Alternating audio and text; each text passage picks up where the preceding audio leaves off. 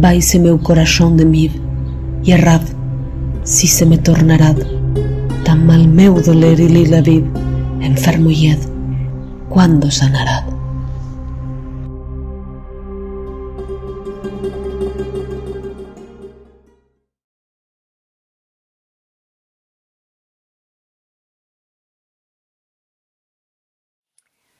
Muy buenas tardes, amigos de Literatura Visión y todos los miembros de la Academia Norteamericana de Literatura Moderna Internacional que en este momento están acompañándonos en cualquier parte del planeta. Así, desde aquí, desde New Jersey, comenzamos un programa más de Literatura Visión. Y hoy hemos comenzado con las harshas mozárabe. Ese ha sido el poema que hemos traído para iniciar este capítulo, este episodio en el día de hoy. Y es que hoy queremos traer para ustedes un aspecto diferente de lo que es la literatura que comúnmente traemos en estos programas. Vamos a traer un poquito lo que es la literatura, cómo fue la influencia de la literatura arábica o de Arabia dentro de nuestra literatura española, dentro de lo que conocemos como la literatura española. Entonces, cómo nosotros vamos moviendo, cómo se va moviendo históricamente el aspecto de una influencia en la historia de otra. Así es que de esta manera vamos a comenzar para que ustedes tengan un poquito, porque no tenemos la oportunidad ni el tiempo para expandirnos en este tema. Es un tema muy interesante y sumamente amplio. Pero en España hubo un dominio e influencia directa árabe durante muchos siglos. Desde el segundo año 711 hasta el 1492 y más atenuada hasta 1608. Casi 1000 años. Fíjense eso. Así como en la cultura en general, aunque nos creamos muy cristianos viejos, su forma de hacer y contar las cosas, recitar poemas, escribirlos y sentirlos, nos han calado hondo. Fueron muchos siglos de influencia y admiración directas. A este lugar es importante mencionar que la literatura árabe escrita es anterior a cualquiera de las literaturas escritas románicas y es la influencia de esta tradición literaria árabe la que envuelve y se condensa dentro de la literatura española y no al revés. La literatura andalusí árabe y la literatura española medieval. Esta combinación, siguiendo sobre todo los artículos de los compendios de Martín de Riquer y de Francisco Rico, podemos afirmar que durante la Alta Edad Media se prefería en toda la cristianidad escribir en latín, inclusive en España, en la España cristiana. No obstante, otro cantar era la literatura oral, donde los diversos romances ya eran hablados, recitados y cantados.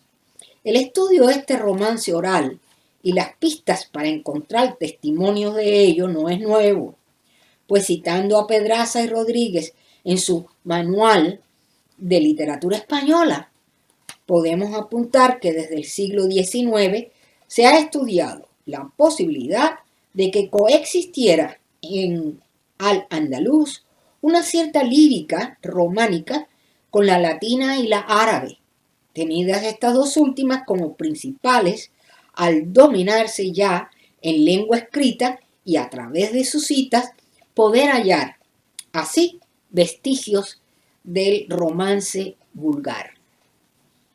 Estos recuerdan que Menéndez Pelayos, en 1894, en su artículo de las influencias semíticas en la literatura española, indicaba que el primer poeta en castellano o que usaba parcialmente el romance castellano de nombre conocido fue muy probablemente Judá Leví, de quien consta que versificó en hebreo, árabe y en la lengua vulgar de los cristianos. En cuanto a la lírica medieval, no podemos evitar mencionar sus harchas y moaxajas, a través de las cuales se dan testimonio de ese romance peninsular que se entrometía entre los versos hebreos y árabes, como estribillos o palabras sueltas, en medio de composiciones árabes y hebreas, siguiendo su estilo y formato tradicional. Sobre todo en las harchas, que eran unas composiciones de carácter amoroso relacionadas con la lírica primitiva hispánica de origen popular, como las cántigas de amigos y los villancicos, frecuentemente, sobre todo entre los finales del siglo XI y principios del siglo XII, la mayoría de las harchas están compuestas en dialecto hispano-árabe, el que indiscutiblemente era coloquial, pero una pequeña parte lo está en la lengua romance que utilizaban los andaluces o lo que se llamaba en aquella época la lengua vulgar de los cristianos. Como consecuencia de ello, constituyen los ejemplos más antiguos que se conocen de poesía en lengua romance. Celia del Moral Molina, en su artículo, afirma que hay múltiples trabajos y señala que además de la harcha, también hemos de mencionar el séjero como precedente del villancico europeo. Menéndez Pidal apoyó esta tesis en 1937, expresando en síntesis que hay un parentesco entre el sistema de versificación árabe y el románico, y que es de suponer que la poesía románica imitó a la árabe, desarrollándose a la vez un dialecto andaluz, mozárabe, gallego y provenzal. Por lo que respecta a la prosa medieval española, las glosas silenses y emilianenses en castellano, como los homilius de Organia en catalán, dan testimonio muy temprano, esto sería más o menos entre los siglos X y XI, a través de textos en latín de la literatura oral española, originales hacia estos inicios literarios romances. Pero Marc Gómez y Celia del Moral nos sugieren que la gran tendencia prosificadora poco posterior no solo imitó los modelos grecorromanos clásicos, sino que adoptó las tendencias semíticas que los poderosos creyeron más útiles. Los diversos monarcas árabes fueron trayendo desde Bagdad el último grito de las diversas modas culturales, la literatura en verso y en prosa inclusive. Hasta aquí mi participación en el día de hoy y le dejo ahora la palabra a la señora y nuestra secretaria general, la señora Aurea Sosa. Y, por supuesto, continuamos.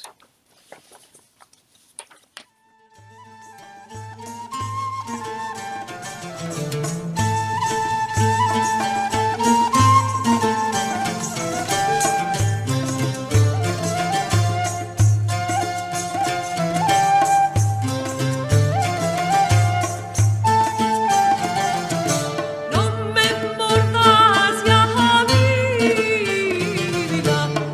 me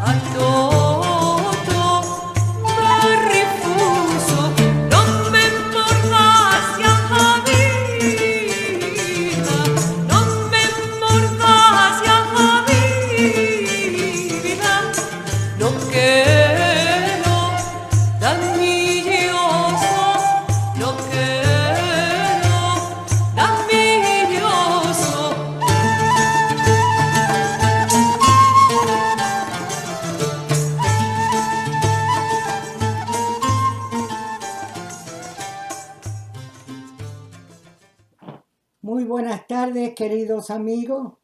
Hoy vamos a traerle mi nuevo capítulo de esta lectura tan interesante que espero que les agrade.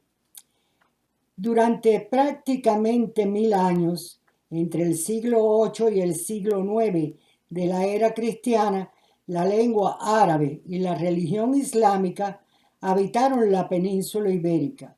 Muchos años son 1000 años, como para que en nuestros días podamos tener una visión completa, ni siquiera bastante aproximada de lo que supuso para la literatura árabe ese dilatado periodo de contactos, interferencias y evoluciones estéticas. Muchos años son para la crítica. Basta con recordar que los primeros trabajos de tema andalusí publicados por arabistas españoles datan de finales del siglo XIX. Se debieron estas primeras contribuciones a Julián Rivera y Tarragó en el 1932, primer catedrático de literatura arábigo-española de la Universidad de Madrid. Tradicionalmente se viene denominando literatura hispano-árabe a la producción literaria que utilizó la lengua árabe en su realización culta o dialectal como forma de expresión en las zonas islamizadas de la península ibérica entre los siglos del 2 al 8 y del 9 al 15.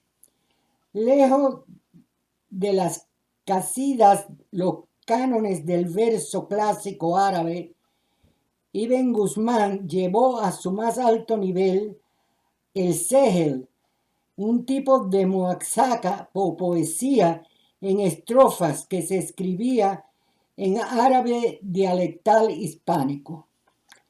La poesía árabe clásica usaba 3 tipos básicos de versos o formas estróficas. La casida, una oda larga y monorrima. La quita o cuita, fragmento o poema breve, y monorrimo, como un solo tema o imagen. Y a la muwazak o moaxaja, una forma estrófica que apareció más tarde. Pero en España, concretamente en el área de Córdoba, tuvo lugar una innovación poética. Aquí surgieron 2 formas métricas nuevas que, aunque estén relacionadas, son distintas: el sehel y la muaxaja. El árabe se impuso como idioma culto. Aunque gran parte de la población empleaba lenguas romances o hebreo, esta diversidad lingüística se reflejó en la literatura, concretamente en la muaxaca. También adoptaron la muwazaj o muaxaja, forma estrófica posterior a la casida. También adoptaron la muwazaj o muaxaja, forma estrófica posterior a la casida, que se dedicaba usualmente a cuestiones relacionadas con los placeres de la vida.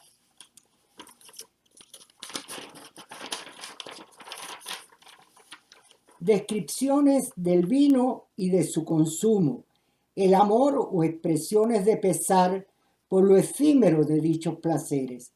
Así, el debate se observa en las diferentes traducciones de las jarchas, siendo cada una de estas una suposición o interpretación de cada autora moaxaja, jarcha, aljamia, mozárabe, arte mozárabe y literatura aljamiada. La moaxaja es un poema dividido en estrofas de un limitado número de versos cortos con rimas variadas. Una fija, el kulf, que presenta la primera estrofa, madla, y se repiten los versos de vuelta o estribillos, simt, y otras diversas para las diversas mudanzas o estrofas de rima independiente, guz, que alternan con los estribillos. Fue la época de máximo esplendor cultural y literario del Al-Andalus. En el terreno poético se produjeron innovaciones autóctonas que llevarían a la creación del segel y la moaxaja, géneros típicamente hispanos de la poesía árabe, que influyeron notablemente en la lírica de tradición oral en lenguas románicas. La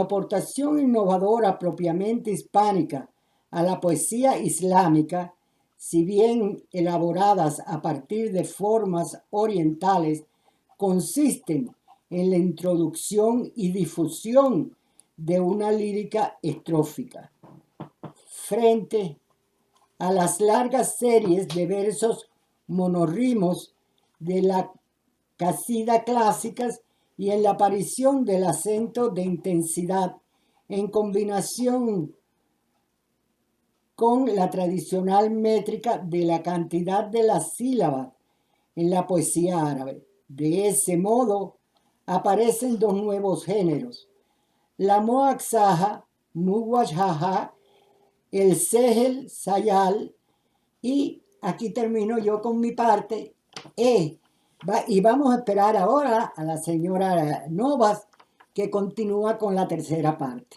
Muchas gracias y espero que les guste. En el vídeo de hoy te vamos a explicar qué es una jarcha y cuál es su relación con la moaxaja. ¿Por qué es importante la jarcha?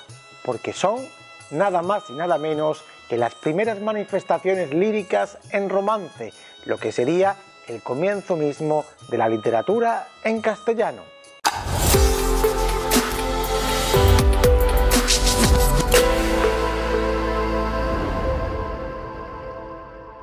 Las jarchas eran breves composiciones poéticas, por lo general de no más de 4 o 5 versos, escritas en mozárabe, el dialecto que hablaban los conversos cristianos que habían adoptado la religión islámica de Al-Ándalus. Este dialecto conservaba la base del latín, pero también estaba ya fuertemente influenciado por el árabe.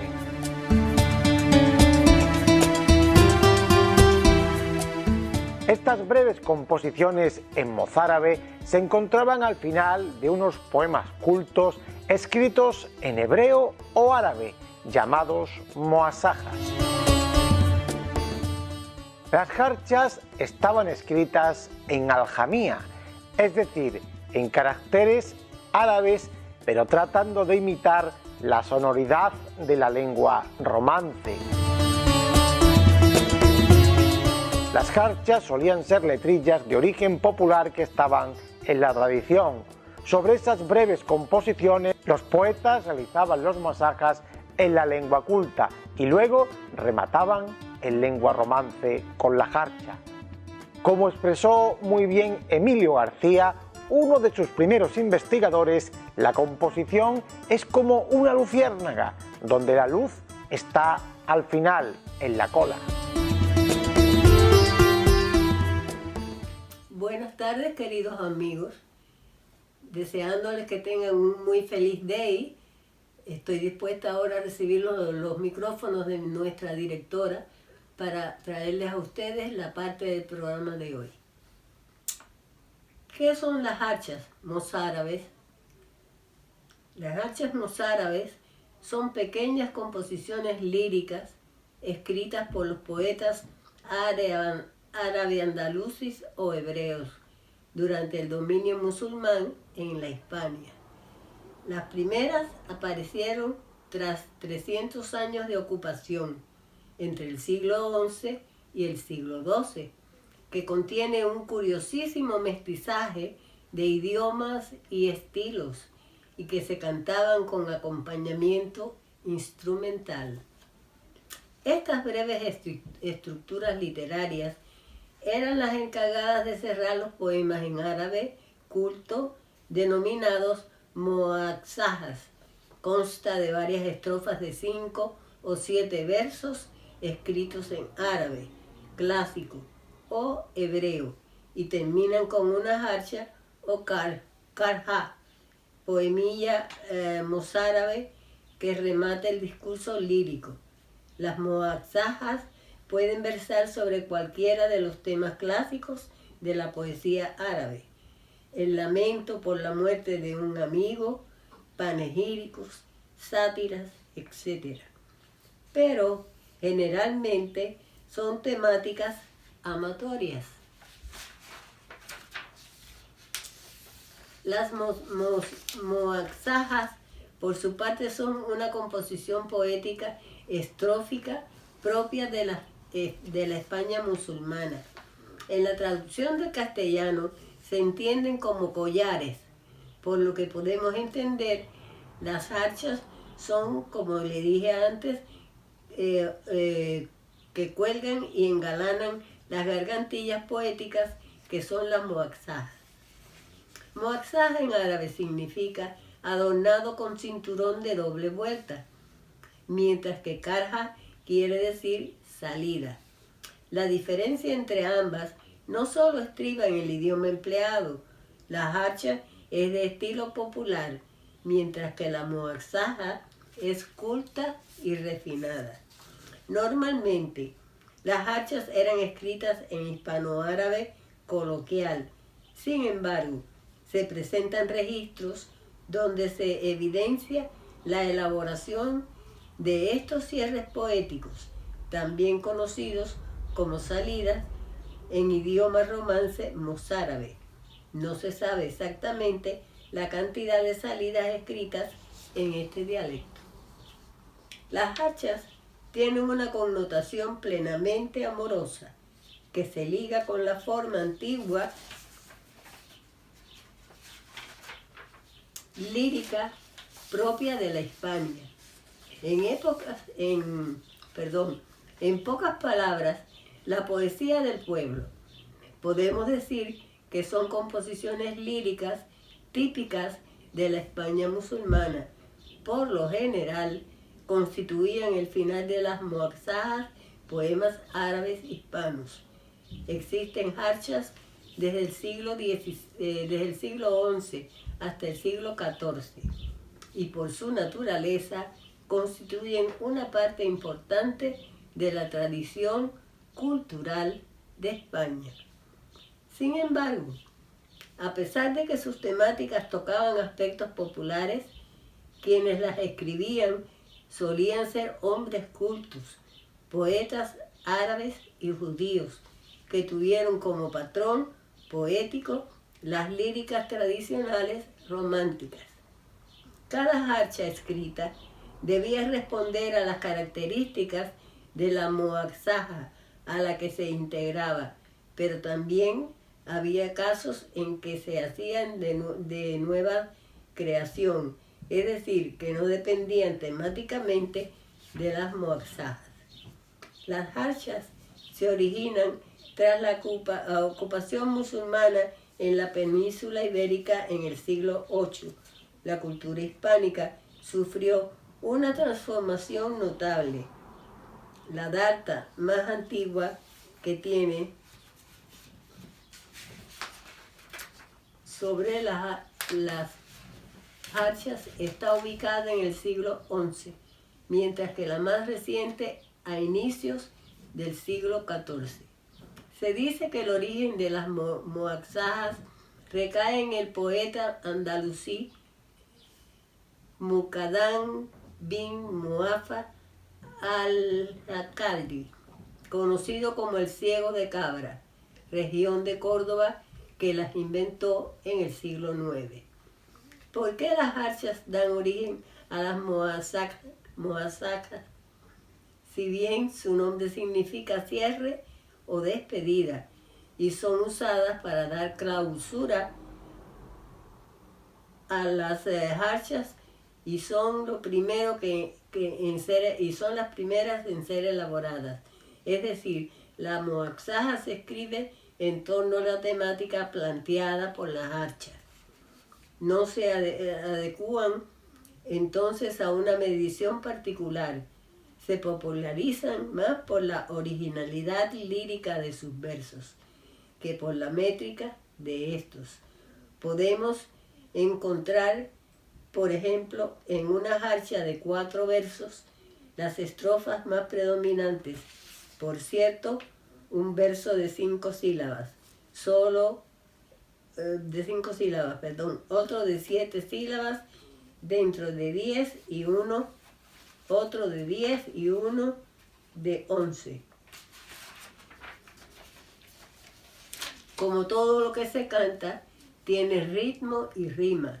Resulta más fácil de aprender y de ser difundido de boca en boca. Las jarchas sirvieron de medidoras en el esfuerzo y fijación de varias estructuras lingüísticas y gramaticales, en el que el naciente dialecto hispano se aprovechó. De esta forma, el uso extendido de las jarchas desde el siglo XI por toda la península ibérica afianzó la consolidación del idioma español como una unidad lógica de comunicación. Las primeras jarchas que tenemos datan de mediados del siglo XI, aunque podrían ser anteriores. Se dejaron de realizar en torno al siglo XIV por el avance de la Reconquista.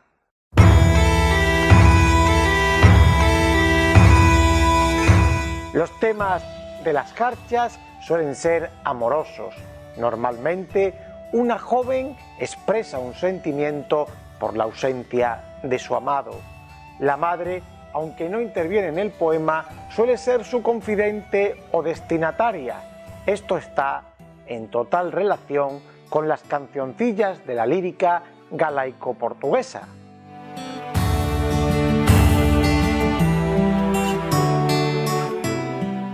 Los rasgos estilísticos más destacados podrían ser el uso constante de interrogaciones y exclamaciones, la abundancia de vocativos o el gusto por las anáforas, paralelismos y antítesis.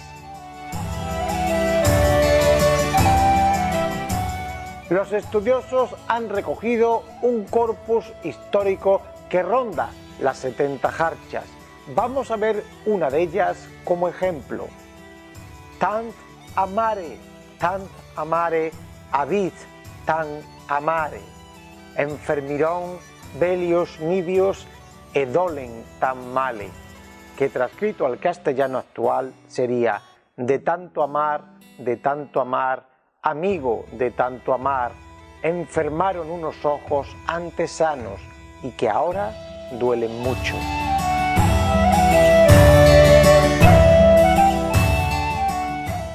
Pues hasta aquí, amigos, nuestro repaso a las jarchas, las composiciones romances que se encontraban al final de unos poemas denominados masajas y que para muchos estudiosos son las primeras manifestaciones de la literatura en castellano. Ya sabes, si te ha gustado nuestro vídeo, déjanos un like, suscríbete a nuestro canal, comenta y comparte.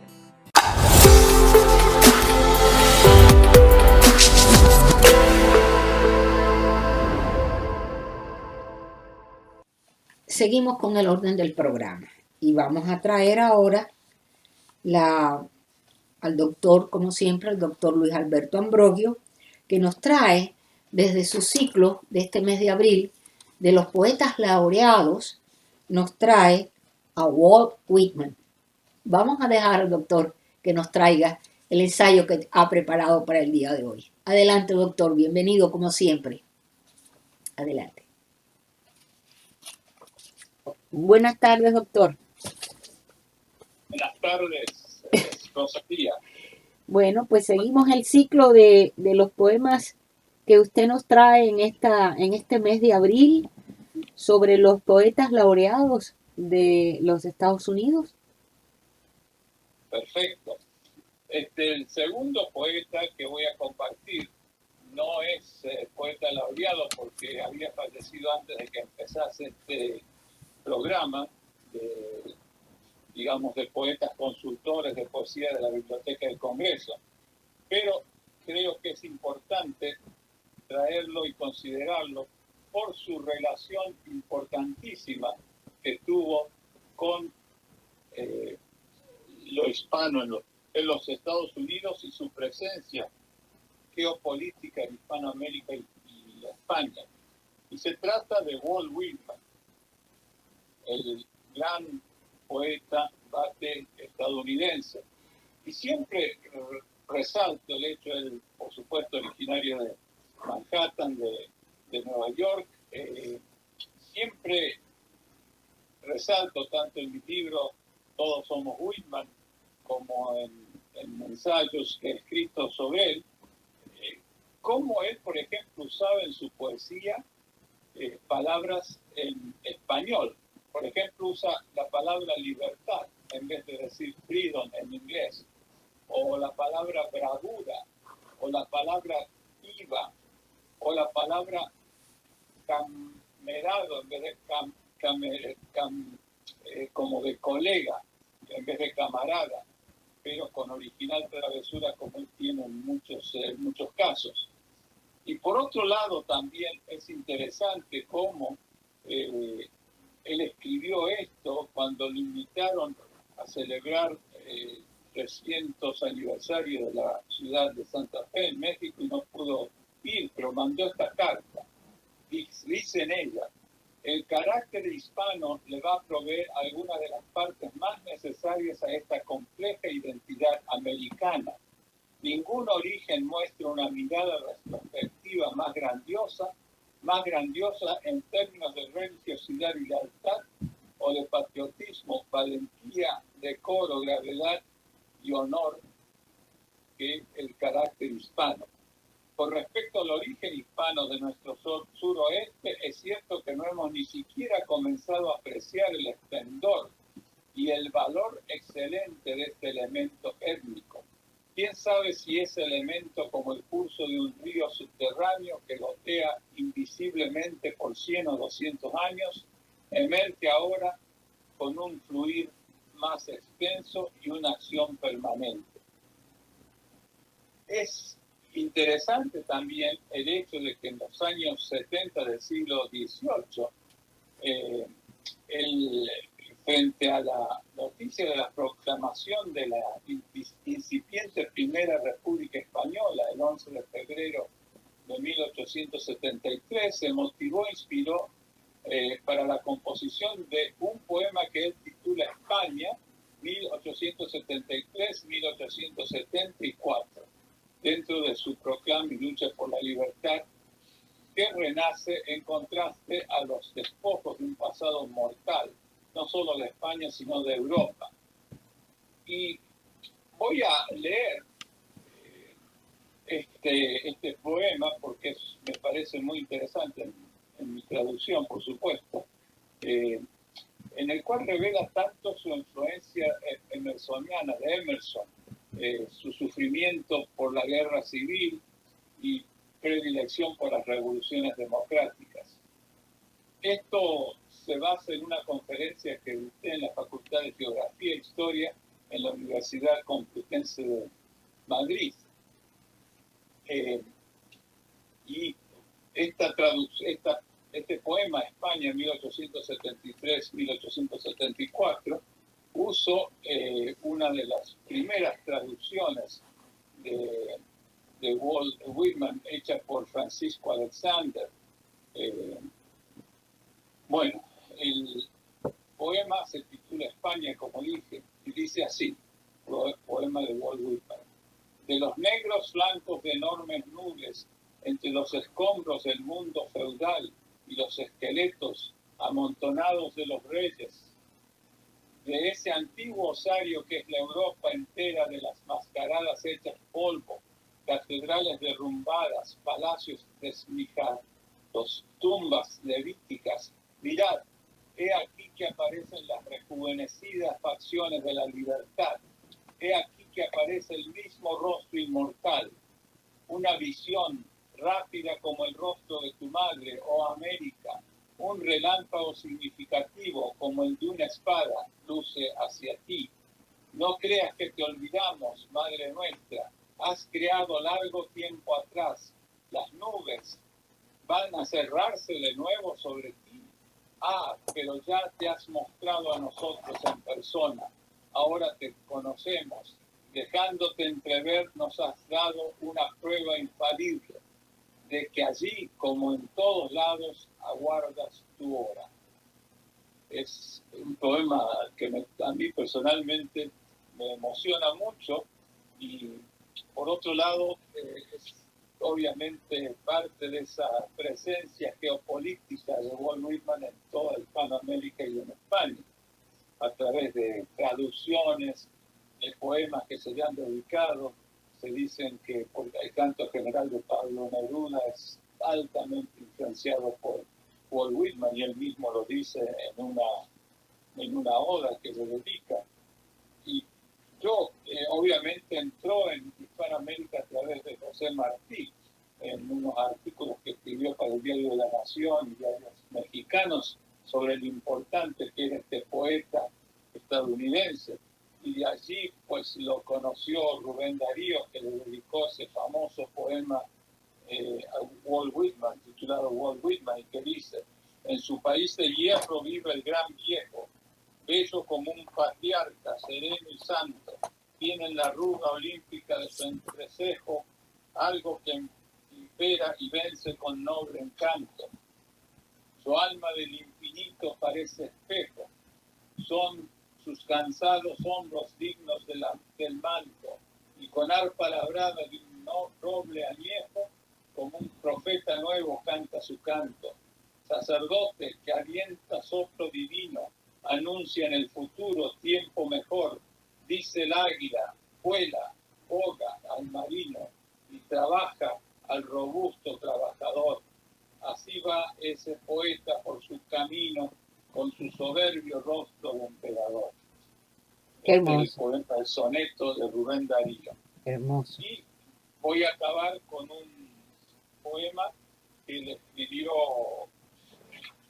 Luis Borges, que realmente lo idolatraba, tradujo su obra. Él decía que él era Whitman, era su mayor honor. Y el poema se titula Camden, 1892, que es donde muere Whitman. Y dice: el olor del café y de los periódicos, el domingo y su tedio, la mañana y en la entrevista página sabana, publicación de versos alegóricos, de un colega feliz, un hombre viejo, está postrado y blanco en su decente habitación de pobre, ociosamente mira su cara en el cansado espejo. Piensa ya sin asombro que esa cara es él, la distraída mano toca, la turbia barba y saqueada boca. No está lejos el fin, su voz declara: casi no soy, pero mis versos ritman la vida y su esplendor. Yo fui Walt Whitman.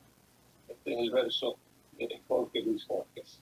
Bueno, muchísimas gracias y celebro en este mes de la poesía a este poeta americano que tiene tanta presencia y tanto amor por precisamente la cultura hispana, la lengua española, España, y que ha aparecido en más de casi 200, 20, 30 traducciones en América Latina. Muchísimas gracias. Gracias a usted. Esperamos entonces la próxima semana. Muy bien, allí nos vemos. Es seguro que sí. Hasta pronto. Bien. Entonces, desde hace un ratico no veíamos a nuestra queridísima María Luisa Aragón, que nos trae en el día de hoy un trabajo muy bonito sobre Ana Francisca, Borja y Doria. Un trabajo precioso que nos ha preparado nuestra querida María Luisa Aragón. Adelante, María Luisa, tienes la palabra. Bienvenida.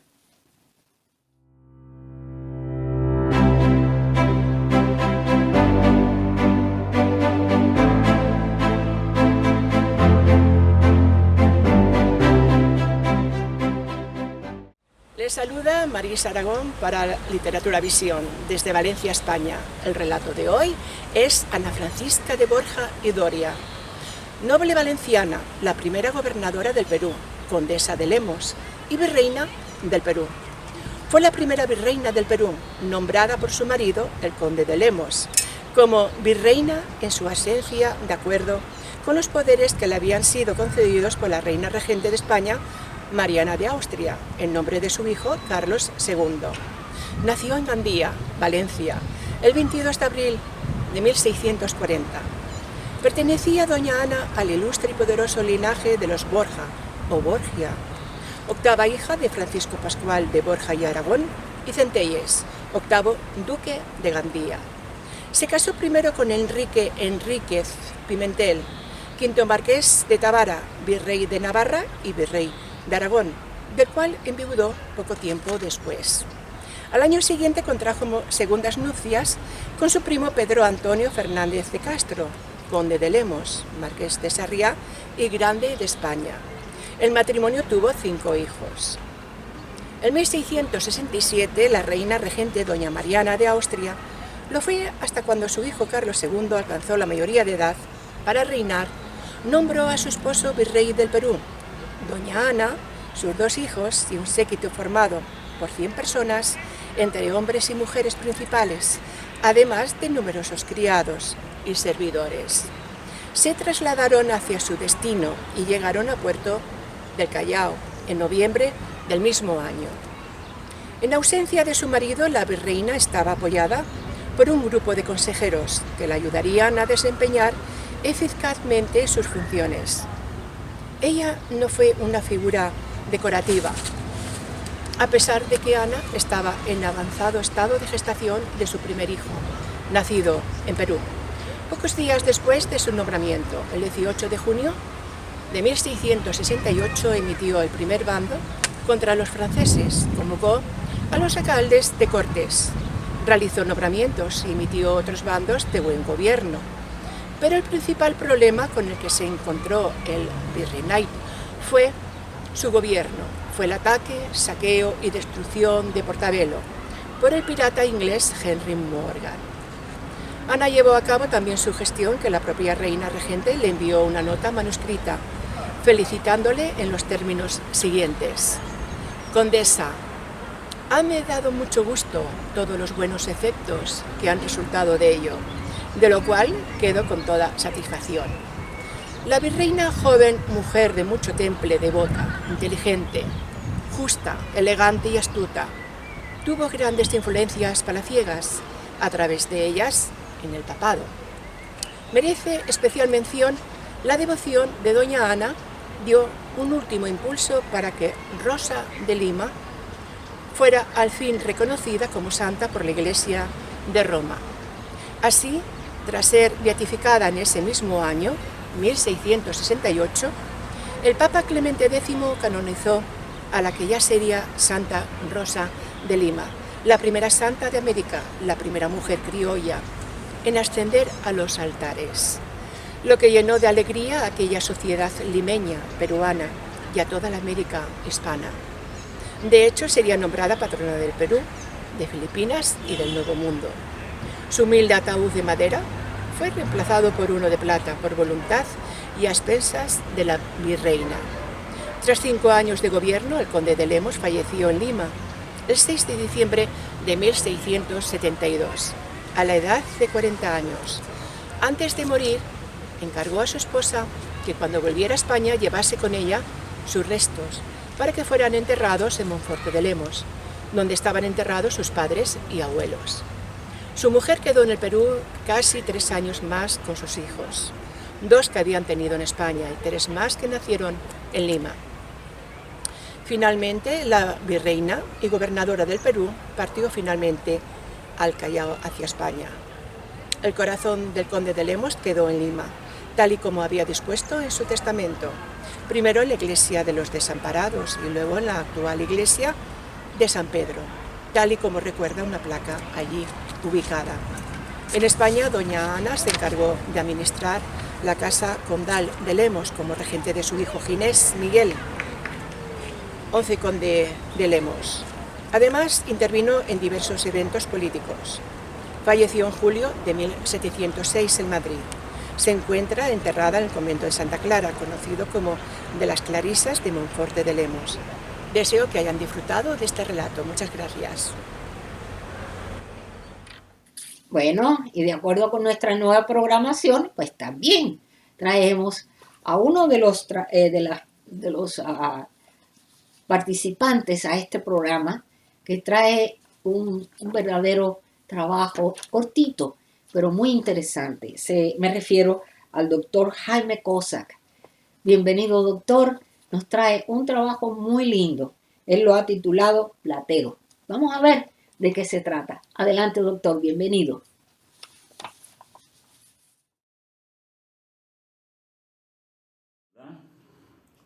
Hola amigos de Literatura Visión, una vez más me encuentro con ustedes, con mucho gusto. Saludo a doña Rosalía y a su equipo y sigo desarrollando el tema de la poética.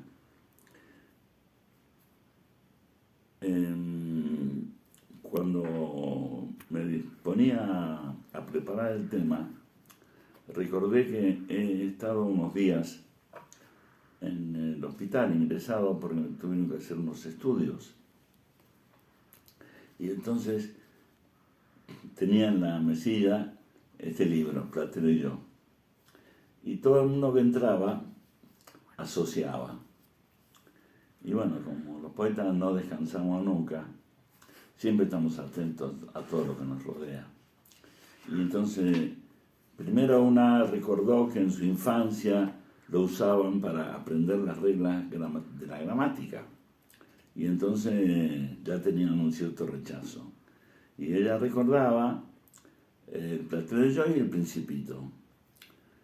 Y este es un libro que todo el mundo dice que es literatura para niños.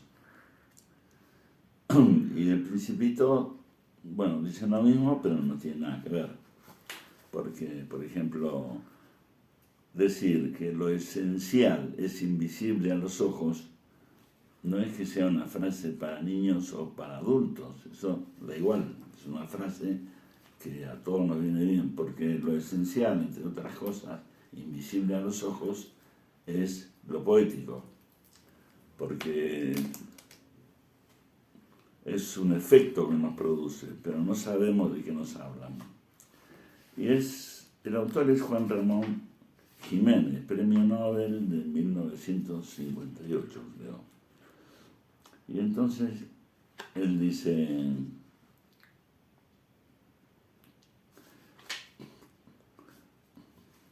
yo nunca he escrito ni escribiré nada para niños, porque creo que el niño puede leer los libros que lee el hombre, con determinadas excepciones que a todos les ocurren.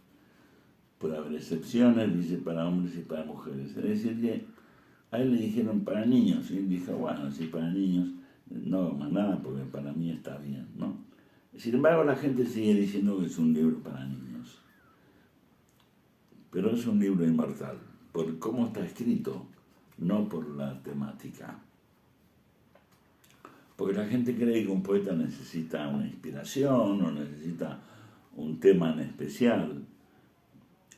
Recordemos que Joyce decía, yo escribo sobre Dublín porque eso me hará inmortal.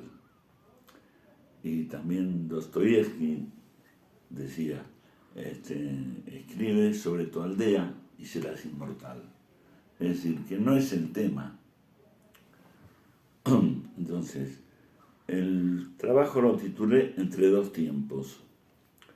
Cuando la gente en general dice de un texto que es muy poético, yo me pregunté, ¿a qué se refieren? Creo que se suelen referir a su belleza o a lo que sienten como verdadero o que perciben un aspecto de la realidad que no veían. Y el texto les muestra, en relación a sus sentimientos, algo de sí mismo que desconocían, porque es el efecto que les produce. y ellos lo llaman poético, pero no saben de qué están hablando. Recordemos que la poética y lo poético son cosas diferentes. Uno es el arte, digamos, de la escritura, y el otro tiene que ver con la ciencia del lenguaje, que son ciencias conjeturales, ¿no? La conjetura es una operación matemática precisa y exacta. Por eso decían de la poesía que era la reina de las formas, porque no puede ni sobrar ni faltar nada. Y entonces la gente lo confunde la poesía con que le están mostrando el paisaje humano, el paisaje natural o histórico a los que el texto les remite. Pero en realidad no saben qué es lo que les gusta. Y dicen muy poético, como decir muy bonito, como me ha gustado. Entonces, sin embargo, hay otro aspecto que podemos encontrar en el campo del pensamiento o de la ciencia del lenguaje. Ciencias como pueden ser la semiótica, la lingüística, que han tenido diversos desarrollos, diversos puntos de vista, ¿no? Tenemos a Saussure y su lingüística que inauguró la lingüística moderna, pero después tenemos a Jacobson y otros autores que hablaban de la lingüística estructural, en fin, el significante y otros temas. Entonces, la poética, que se puede definir o tal vez necesariamente se debe pensar su trayectoria entre dos tiempos: lo muy particular y lo demasiado general. Sin embargo, sobre ella pesa una tradición milenaria que a través de variados razonamientos conduce siempre al mismo resultado. Pero es necesario, pienso, abandonar toda reflexión abstracta previa, es decir, es necesario atenerse a la descripción de lo específico y lo singular.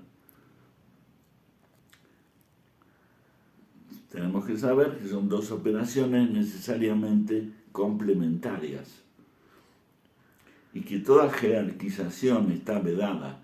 Sin embargo, si ahora ponemos el acento sobre la poética, lo hacemos por razones puramente expositivas, porque por un lado describe las leyes de la fábula, lo cual a cuantos exégetas que nos explican el sentido de tal o cual fábula, en realidad se refieren a los contenidos.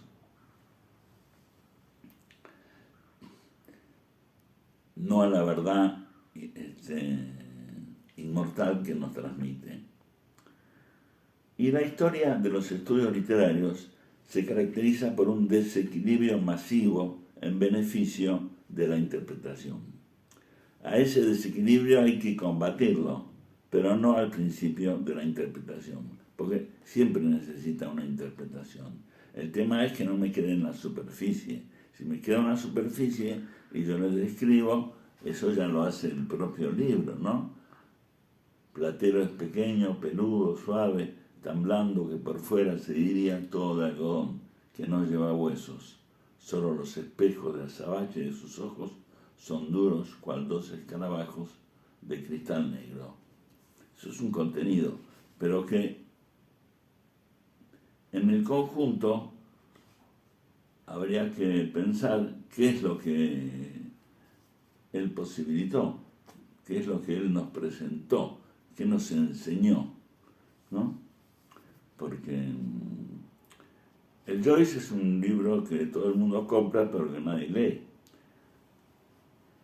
El que lo leyó parece que es Cortázar al escribir Rayuela, ¿no? Que es otro libro bastante complejo, si uno no se mete en la historia y no sigue las reglas de su lectura.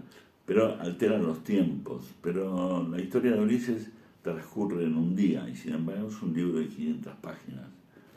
Así que, bueno, por hoy esto es lo que tenía para decirles. La próxima vez continúo. Muchas gracias y buenas tardes. Hace algunos días nuestros nuestro grupo que dirige este programa de Literatura Visión ha conformado una serie de propuestas dentro de lo que es la nueva programación, que como ustedes habrán dado cuenta, se ha podido reducir a 1 hora máximo de tiempo. Pero con ello hemos tratado también de intercalar nuevos fragmentos, nuevos segmentos de lo que es la literatura de los diferentes países. Y en el día de hoy nos trae la señora directora, ella es delegada, directora de la delegación de la República Argentina, la delegación de Santiago del Estero. Ella se llama Sandra López Paz. Ustedes la conocen porque ella ha venido varias veces a este programa y además es una persona que tiene mucho carisma y trabaja y tiene unos trabajos muy hermosos. Ella nos trae dentro de estos segmentos que ella va a traer muy a menudo en el día de hoy, comenzando, ella trae en este segmento la literatura, identidad y cultura argentina. Vamos a darle la bienvenida a Sandra y que tiene la palabra. No la vamos a demorar más. Adelante, Sandra, bienvenida. Buenas tardes. Mi nombre es Sandra López Paz, soy directora de la Delegación Santiago del Estero del capítulo Argentina de la Academia Norteamericana de Literatura Moderna Internacional. Quiero agradecer en primer lugar a la doctora Rosalía de la Soledad, su presidenta y fundadora, por haberme permitido llevar a cabo una vez al mes un seminario a través de este hermoso programa que es Literatura Visión, para ir hablando de la poesía, de la literatura y de los poetas de cada uno de los rincones de la República Argentina, llevando a cabo una especie de bitácora de la identidad nacional cultural a través de la literatura. Y para ello voy a tomar como fuente bibliográfica las principales antologías, estudios literarios y voces poéticas de cada provincia de todo el territorio nacional. Hace un tiempo atrás estuvimos con colegas de la delegación Tucumán y Salta hablando de uno de los grandes pensadores de nuestra literatura, de nuestro país, que fue Ricardo Rojas, nacido en Tucumán, de padres santiagueños, y que gracias a su obra, a su esfuerzo, a su tesón, a su enorme capacidad y también a su generosidad, se fundó la Cátedra de Literatura Argentina en la Universidad de Buenos Aires. Creo que fue muy importante ese dato porque a partir de ahí tenemos desde su mirada, aunque después van a venir otros críticos literarios y teóricos que van a tomar, pero es fundamental la primera organización que hizo Ricardo Rojas. Bueno, como soy de Santiago del Estero, yo quiero comenzar hoy con este programa llevando un poco el conocimiento a todos de la obra de un gran poeta santiagueño, el patriarca de la poesía, que es Alfonso Nasif, doctor honoris causa por la Universidad Nacional de Santiago del Estero y un poeta reconocido a nivel internacional que estuvo a la altura y compartiendo con otros como Ernesto Cardenal, como Mario Benedetti y también como Nicanor Parra y otros grandes de la literatura latinoamericana. Una de las obras fundamentales de Alfonso Nassif fue que él logró compilar la primera antología de poesía santiagueña. Una obra que tuvo 4 ediciones, la última fue hace unos 5 años atrás y que estuvo ya financiada, ¿no es cierto?, por el gobierno de aquí de Santiago del Estero y que ya llegó con su recorte de poesía hasta el año 2013. Pero la primera antología de Alfonso Nassif va a arrancar desde tomando 400 años desde el primer conquistador que pisó tierra santiagueña o el primer escritor que escribió unos poemas que se llamaban Famatina, que fue Mateo Rojas de Oquendo. Tomemos en cuenta que estamos hablando del siglo XVI. En esta primera antología hay 400 años de poesía y también con una interesante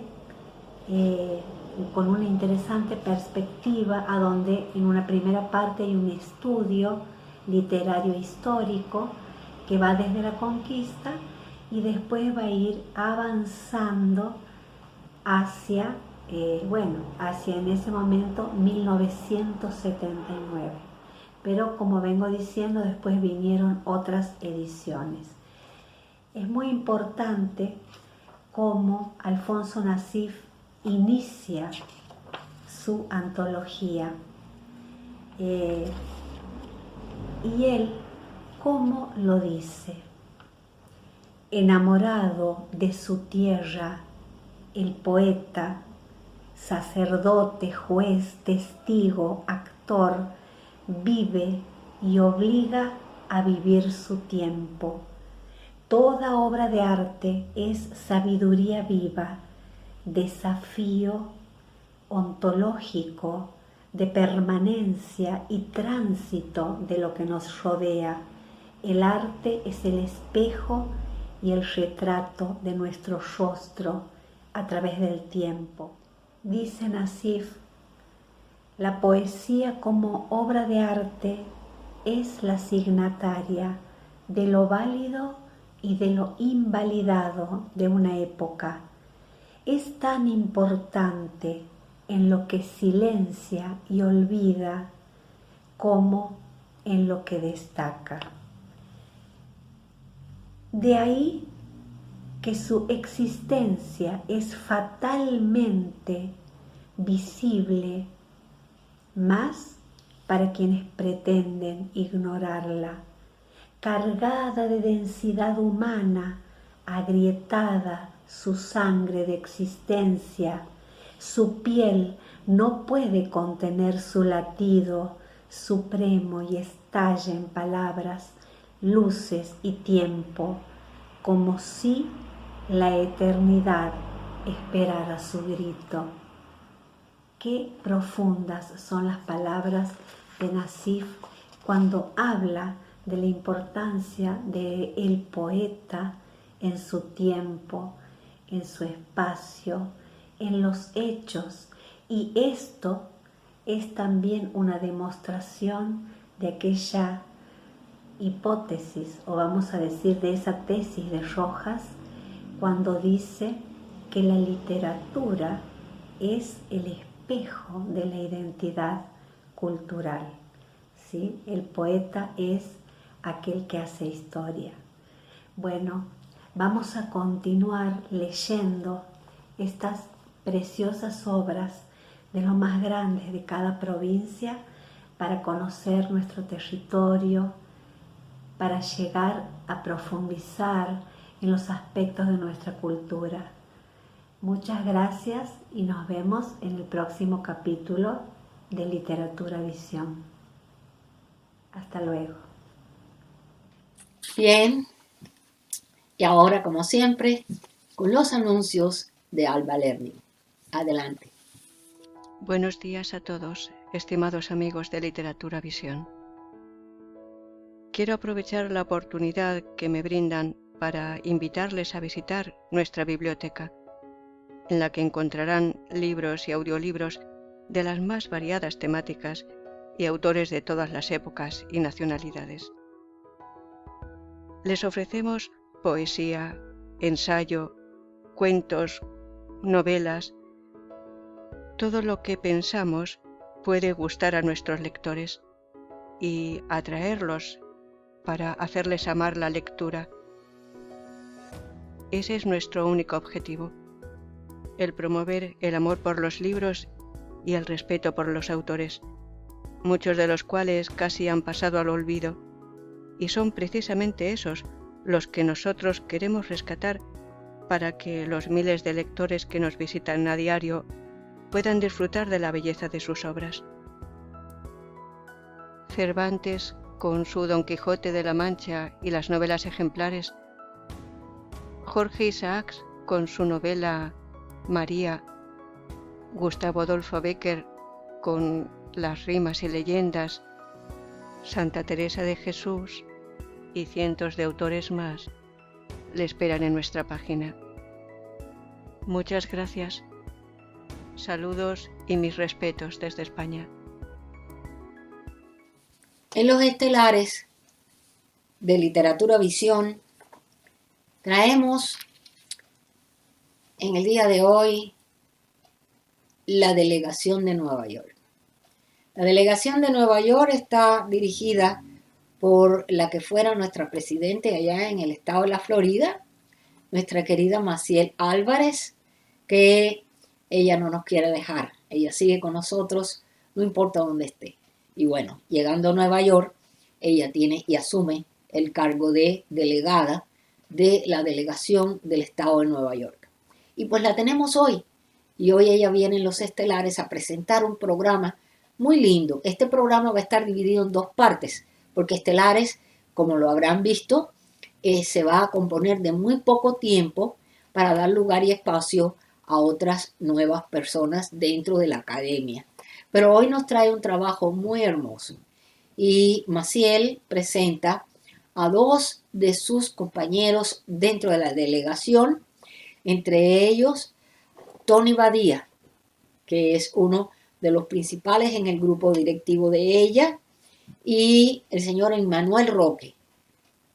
Nos traen un programa muy ameno, muy lindo, y vamos a dar con ello el final de este capítulo del día de hoy, de este episodio de Literatura Visión, y les deseamos una semana feliz, maravillosa, y por favor, sus comentarios para poder seguir haciendo cada día un programa un poquito mejor, de acuerdo con lo que ustedes nos pidan y deseen. Adelante pues, Estelares de Literatura Visión con el grupo de la delegación de Nueva York. Y con esto nos despedimos en el día de hoy, deseándoles todo lo mejor. Como siempre, vamos por más. Hasta la próxima semana. Les saluda Maciel Álvarez desde la delegación del estado de Nueva York. En esta oportunidad hemos querido compartir con nuestra familia de la Academia Norteamericana de Literatura Moderna e Internacional un momento diferente, un momento de acercamiento, un momento de inspiración. Y es que de esas cosas que suceden después de cada reunión de trabajo de nuestra junta directiva, pues no podemos negar que esa parte creativa que cultivamos y que nos conecta a través de cada episodio de Literatura Visión, de manera natural surge una idea que viene de un poeta, el poeta dominicano Tony Badía, y un maestro de la música, un filósofo, pero especialmente en este caso con un talento musical extraordinario. Y esto se combina para traer esta delicia que estoy a punto de presentar. Algo diferente dentro de esta variedad cultural que nos ofrecen estos programas.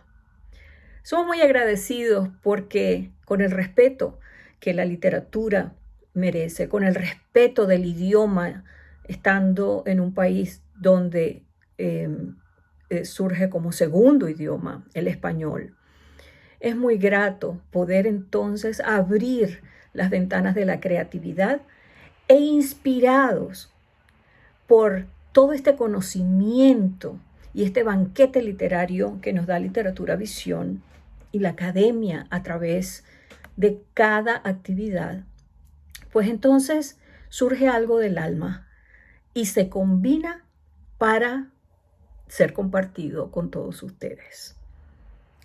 Nos llamó mucho la atención de qué forma podríamos compartir esto con el público. Doña Rosalía de la Soledad siempre había abierta a estas cosas que suceden alrededor, porque si bien tenemos investigadores, tenemos estupendos expositores, poetas, escritores, personajes que vienen a hablarnos de la historia y de la historia de la literatura y su impacto, pues asimismo queremos mostrar de una manera sencilla, de una manera simple, cómo toca el corazón y la vida la Academia Norteamericana de Literatura Moderna Internacional y cómo impacta a individuos de la sociedad en un mundo que se mueve de una manera bastante comprometida por el tiempo y con muy pocos momentos de sentarse a la mesa, como lo hemos hecho nosotros, para hacer algo creativo y traerlo para todos ustedes. Entonces yo no voy a hablar más porque tenemos ahora esta composición de estos dos personajes, Tony Badía y el músico Emmanuel Roque. Surge un poema. Este poema está en uno de los libros de Tony Badía.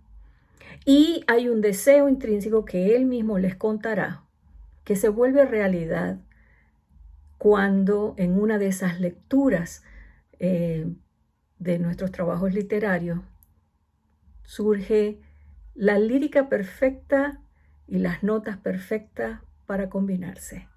Es por eso que aquí les dejamos este delicioso compartir poético, musical, para que lo disfruten y lo recuerden el resto de la semana.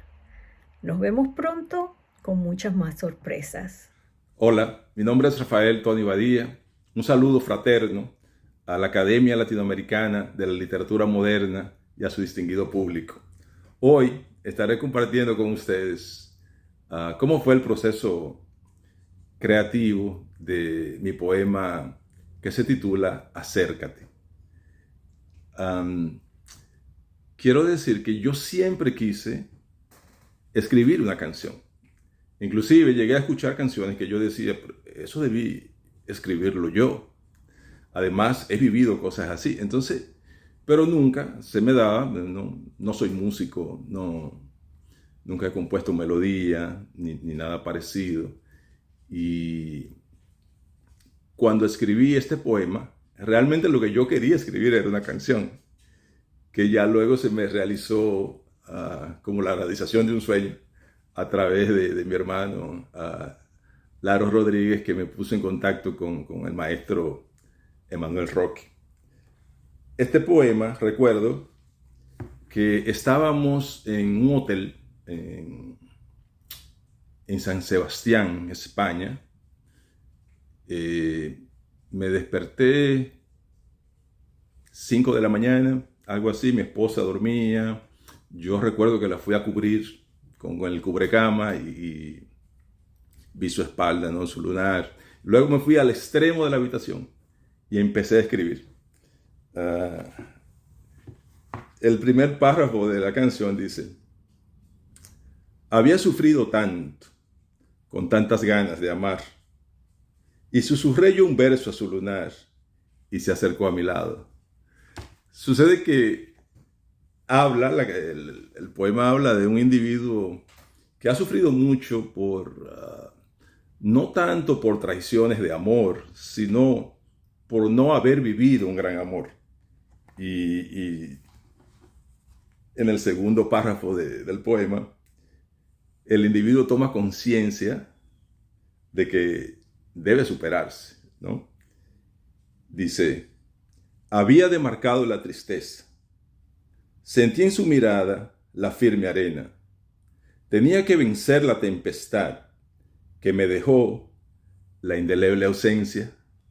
Y continúa: había que hacer un alto en el dolor, dejar que me aliviaran sus ojos buenos, el nuevo amor que penetró tan sutilmente que yo sentí en mis células reír por dentro.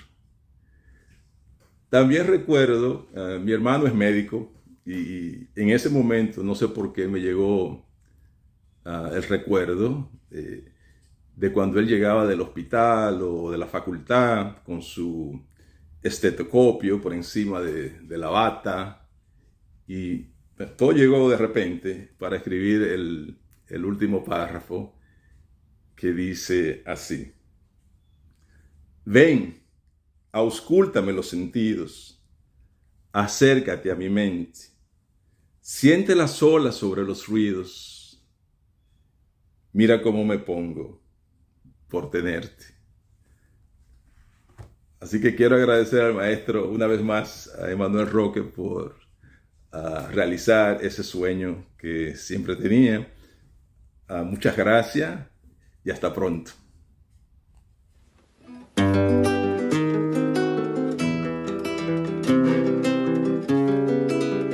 Acércate.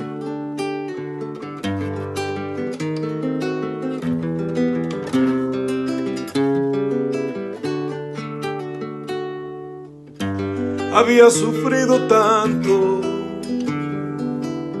con tantas ganas de amar, y susurré yo un verso a su lunar, y se acercó a mi lado. Había demarcado la tristeza, sentí en su mirada la firme arena. Tenía que vencer la tempestad que me dejó la indeleble ausencia.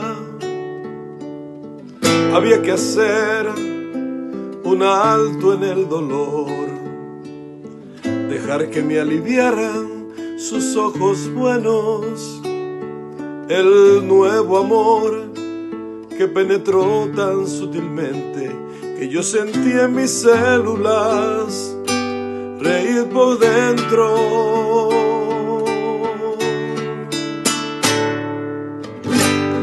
Ven y auscúltame los sentidos, acércate hacia mi mente, siente las olas sobre los ruidos, mira cómo me pongo por tenerte.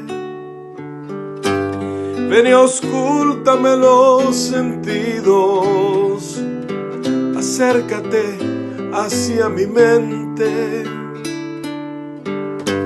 siente las olas sobre los ruidos, mira cómo me pongo por tenerte.